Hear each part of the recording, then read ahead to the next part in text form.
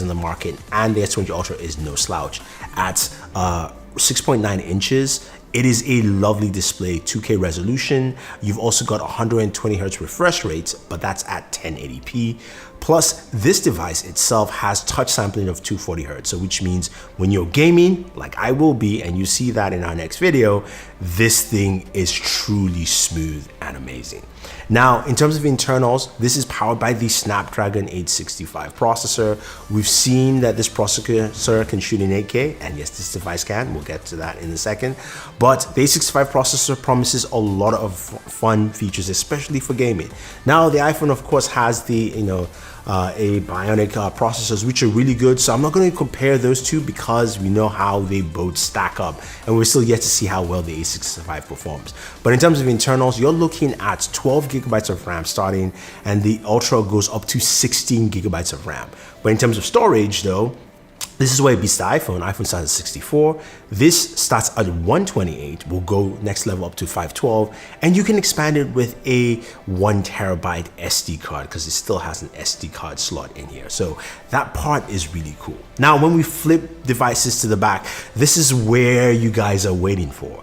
Now, the iPhone has a triple camera setup. We know that. It looks pretty nice. It's 12 megapixels. And of course, now you can shoot with multiple cameras at the same time with that, of course, third-party app.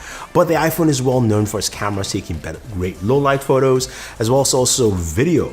Now, the S20 Ultra comes in with a triple camera setup. First, it has a 108 megapixel main sensor. This is a massive sensor in here, and this sensor gives you a ton of features. So the S20 Ultra gives you 3 times more low light capability than the S10 because, of course, of the nano binding of all the pixels. You've got multi-ISO composition. So there are a ton of things that it actually does. We'll have to see that when we do the camera test.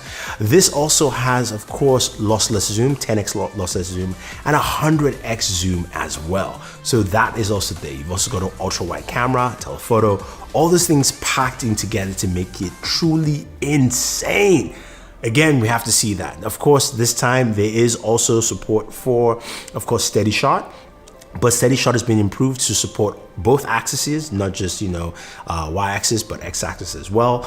And this device also shoots at 8K 24 frames per second, and it shoots all cameras on the Galaxy S20, just like the iPhone 11 Pro Max shoots at 4K 60 frames per second.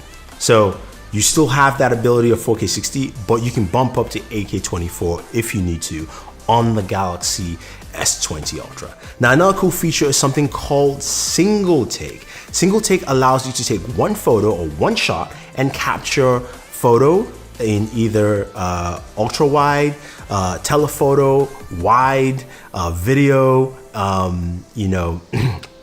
basically taking shots in every single camera possibility you need. So you snap one shot, you can get a little video and an ultra wide at the same time and decide what you want to share on social media. I think that aspect is really cool. Now, you've also got a 5,000 milliamp battery in here compared to the 3,900 milliamp. Now, the iPhone battery life is pretty good, but this should really boost the Galaxy S20 Ultra up there.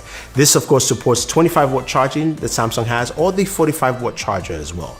Now, Samsung also has reverse wireless charging on those brand new Samsung Galaxy Buds Plus, so you can use it with that. The iPhone doesn't have any form of reverse wireless charging.